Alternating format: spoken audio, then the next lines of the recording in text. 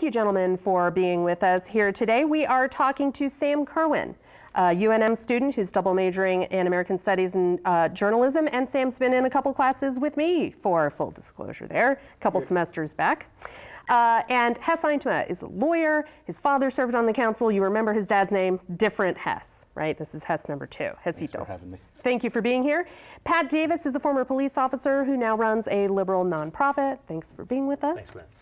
Let's talk first about Nob Hill. Nob Hill is a vibrant, colorful, fun district, part of the district, but it has struggled for a while to attract business as big box stores and the malls and the new malls attract traffic and shoppers to other places, other parts of the city. Lately, more and more bars and restaurants that serve, drinks later into the night have kind of changed the character of the area a little bit. Sam, I'm going to start with you. What do you think Nob Hill should look like? And what would you do to help it look more like your vision? Honestly, Gwyneth, I think Nob Hill is doing great. What I'm more concerned about is East Central when you go past San Mateo. Once you go down that route, 43% of storefronts are currently vacant.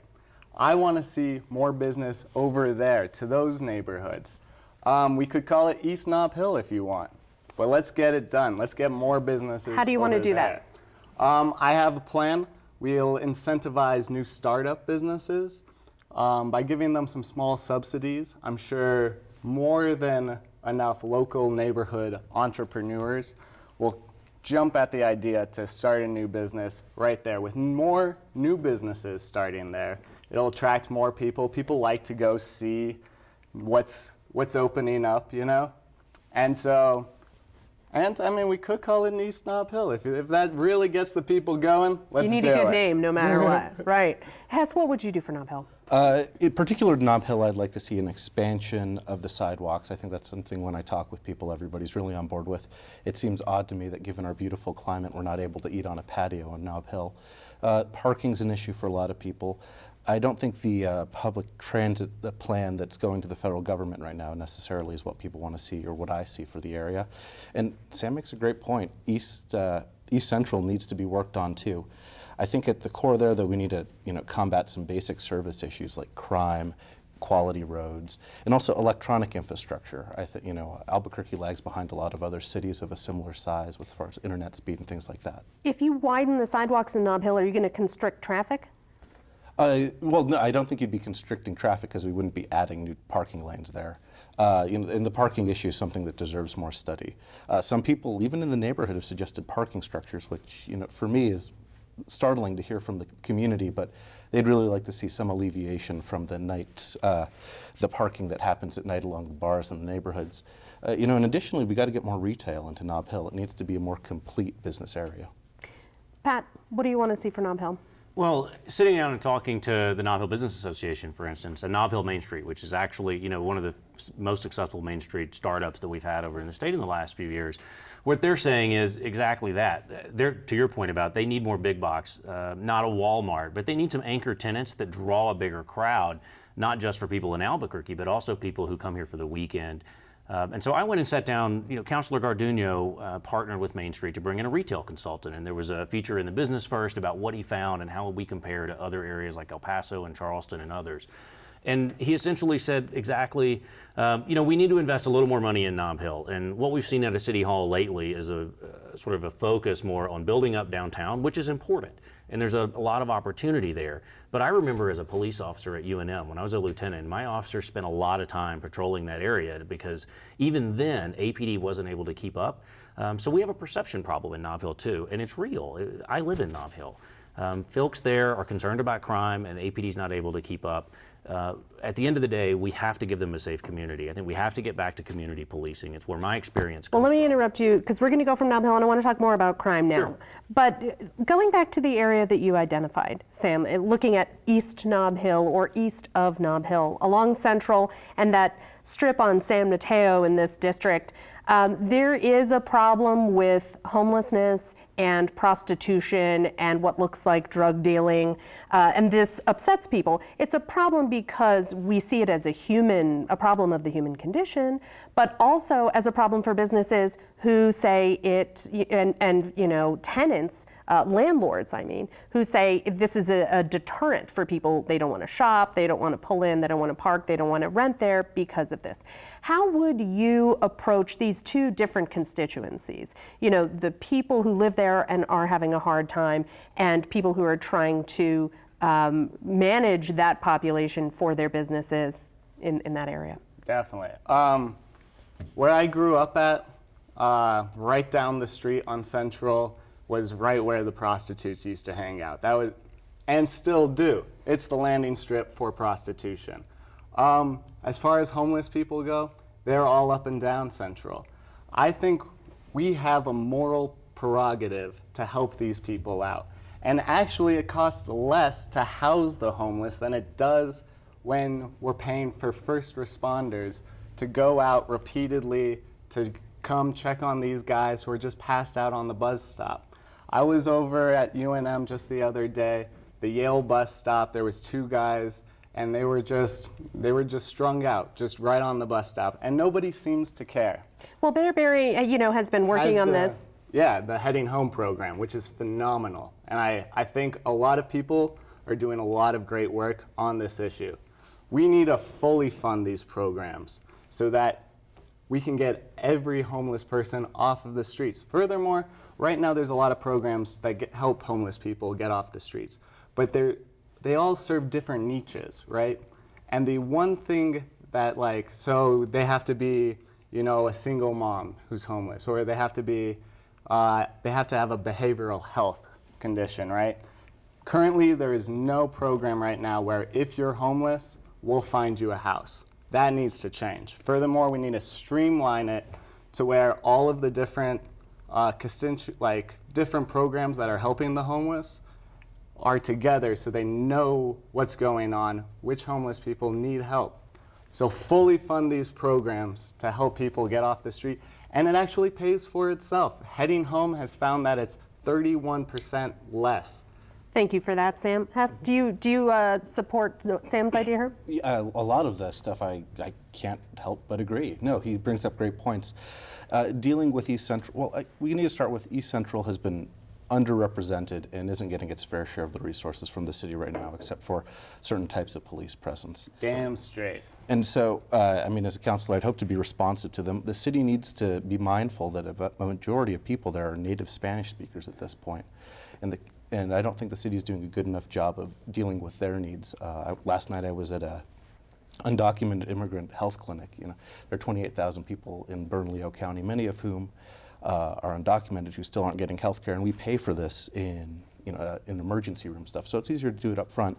That's something more the county would have to handle because of how the separation of powers in the county works. Is there something you would do differently from what the mayor and current councilors have been doing? I'd want to start a push to get drug programs that treat it more like a public health issue than a criminal issue. As a prosecutor, heroin use and alcohol predominantly were the root cause of a lot of stuff I saw. And if we're able to help people get better and get to work as opposed to just throwing away the key for a little while, we would see a lot of progress, especially in that part of town. Pat? Well, Hess was a prosecutor for a few months in the DA's office. I was a police officer for 10 years working the streets. I think when we look at the difference in what we see is we're right. There are a lot of factors underlying this. At the end of the day, we still never have done enough to address poverty and some of the underlying issues. But the programs that we were using when I was an officer working the streets right there on Central and in Nob Hill and in the community, a lot of them have gone away. It's the reason we worked so hard last year to pass the marijuana decriminalization campaign that I ran out of my office. It's the reason that the behavioral health. What does marijuana have to do with homelessness? It all comes back, quite frankly, it all comes back to an issue about whether we're criminalizing sort of the symptom of the problem instead of getting to the underlying issue. We have a lot of folks who get into the system through these petty offenses. Sorry, I got to ask you, how does decriminalizing in Albuquerque change the state law? That just looked like a wedge issue that got people out to vote that day. It's working in Santa Fe because officers have discretion of whether they want to charge somebody with a city statute, which is a civil fine, or under state law if they feel like they need to go to jail. And as a prosecutor, I mean, you know how the Right, yeah, difference that's that the can be. prosecutorial discretion. I mean, Criminalizing. that falls on DA Brandenburg. That doesn't fall on the city. But criminalizing activity that has to do with poverty and underlying issues is important. And so we've got to get back to the behavioral health tax that we passed last year. The council we elect this year is going to be responsible for working with the county to address that and put those services in place that we're going to need that we've neglected for a long time.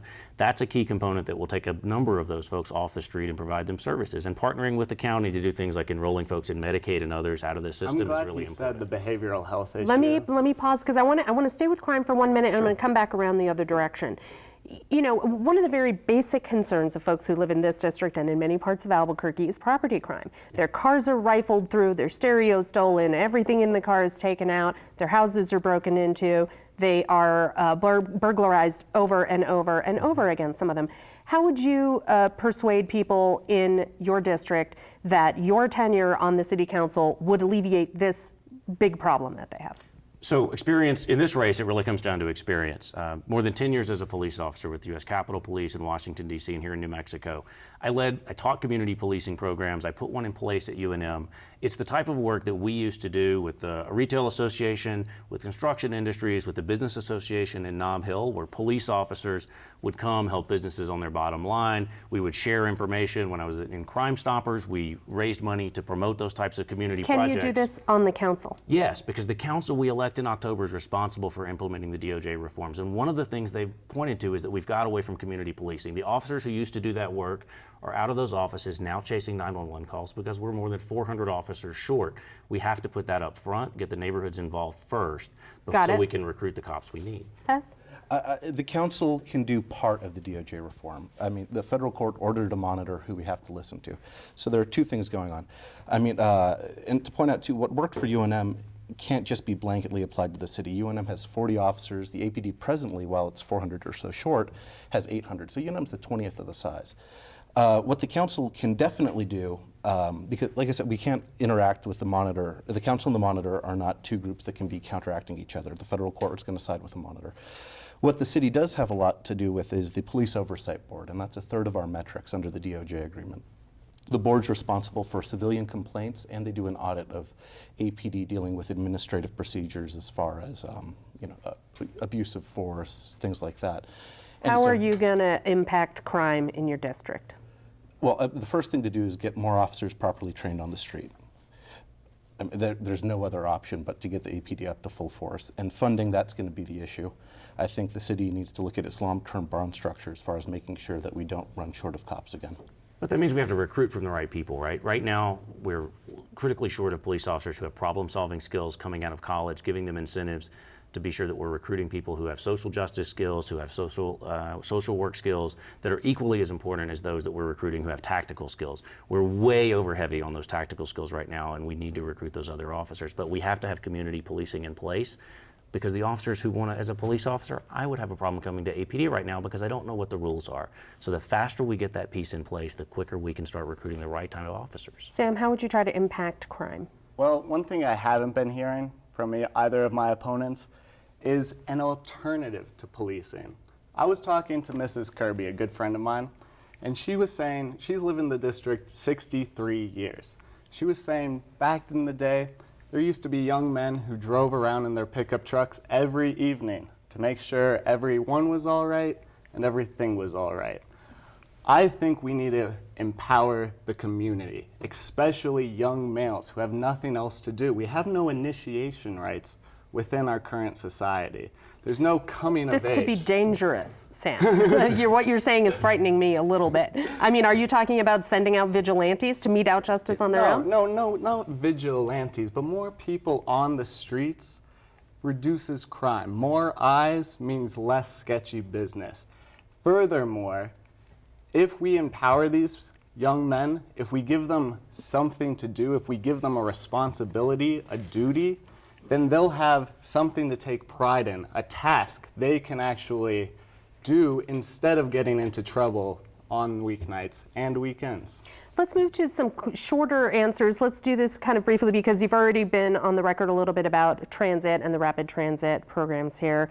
Hess, let me start with you. Mayor Berry says transit is a catalyst for change in neighborhoods like downtown and Nob Hill, and if we bring the people there on these fast buses, then the change will happen. Do you agree that transit is the driver of this kind of development?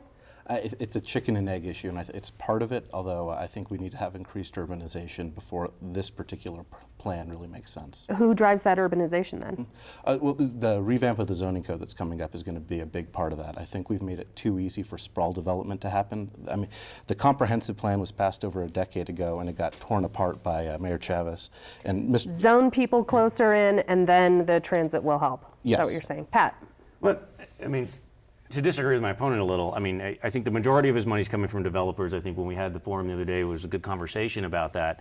I think the difference is we're talking about rapid transit in that neighborhood. There's a couple of the business owners in particular. There's some businesses there on the margin who aren't going to make it. They remember their friends just a few streets over on Lead and Cole who didn't make it during that revitalization and that construction, and it was So important just to the do. construction is going to put them out of business, even though when the buses would be running, it would help them later. That's right, and that's what they're arguing. And so what they're saying is they need to feel like they're more involved in this process. I think it is a good idea. It's a right idea for us to be thinking about big ideas that bring more people here, that attract millennials and make Nob Hill and the International District and downtown more connected.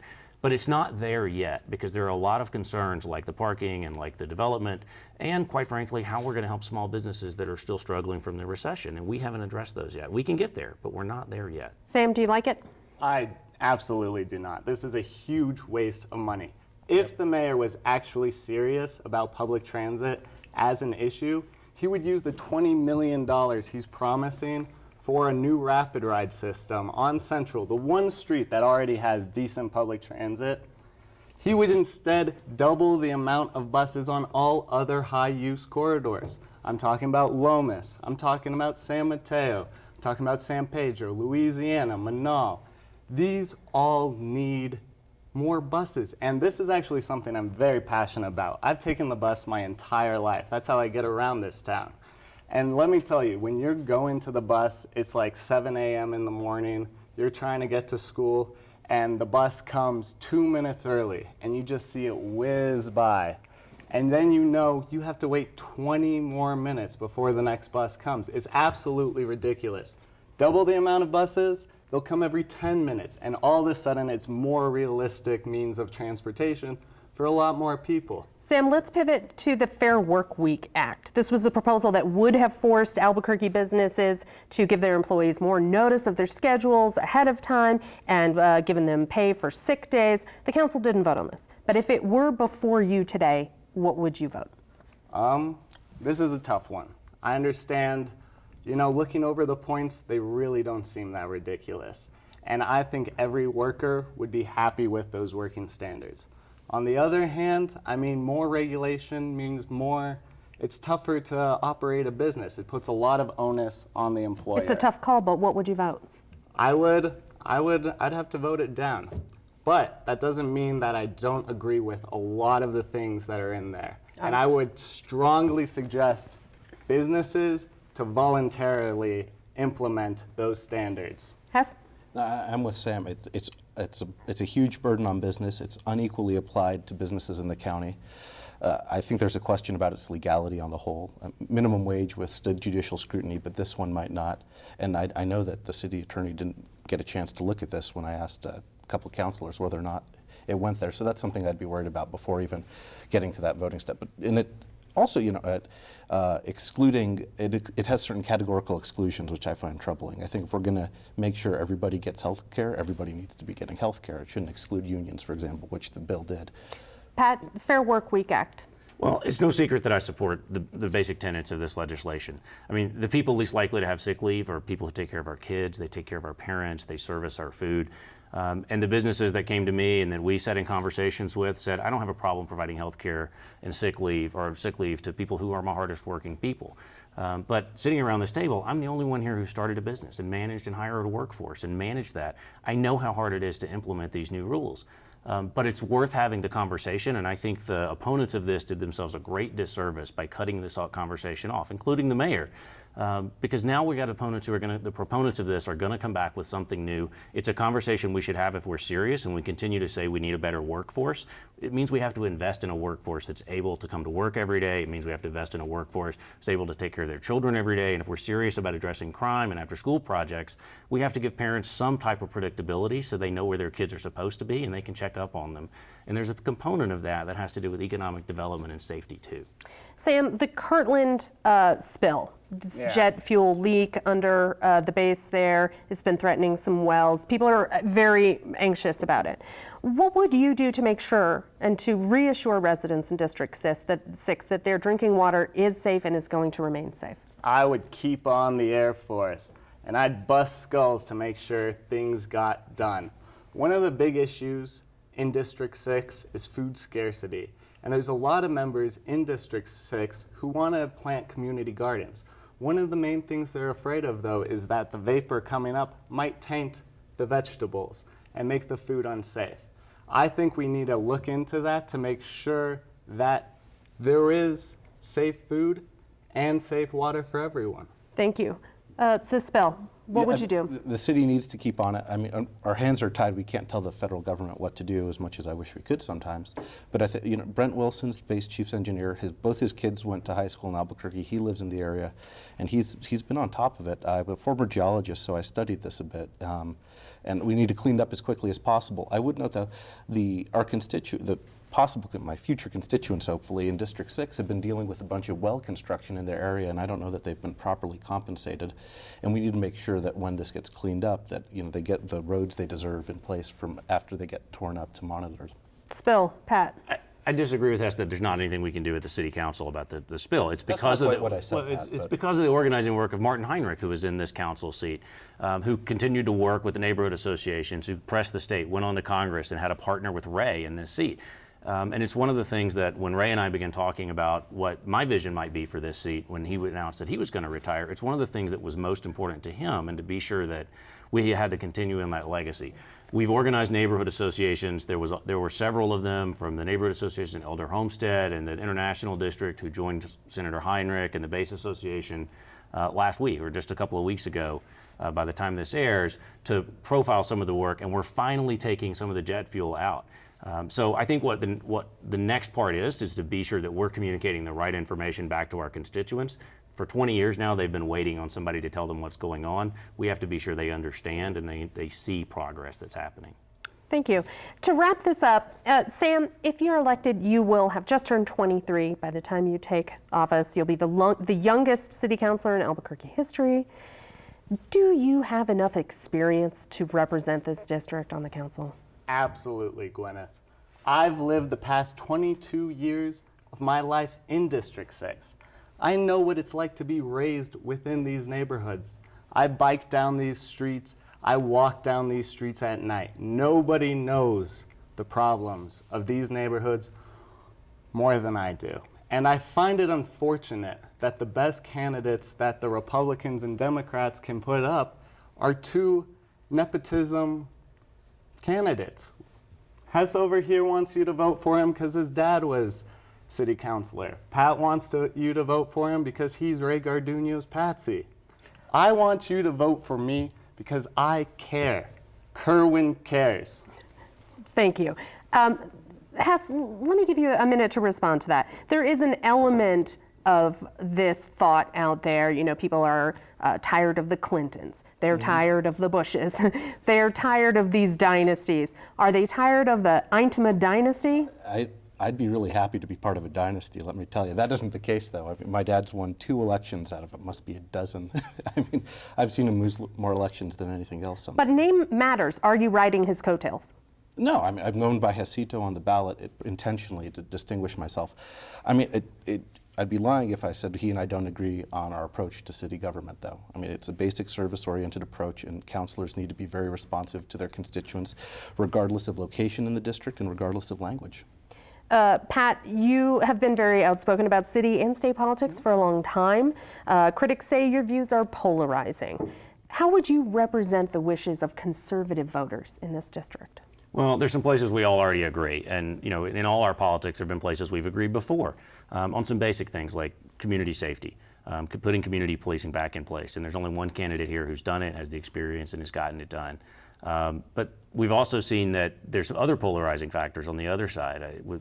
My Republican opponent hired the governor's campaign team and is hiring Republican contractors and vendors from all around the country outside of Albuquerque instead of spending money here and investing in our neighborhood. I think our neighbors want to hear a lot more about what we're doing for the neighborhood and how we're working together on that. This is a seat that gave us Martin Heinrich, that gave us Ray Garduno. I'm proud to continue that legacy. And I think the neighbors in our area know what that means to have somebody who can, on day one, get in, get the job done. Gentlemen, thank all of you for coming in today and letting our viewers hear a little bit more about you and where you'd like to take the council. Thank you. Thanks. Thank Thanks, you. Thanks, guys.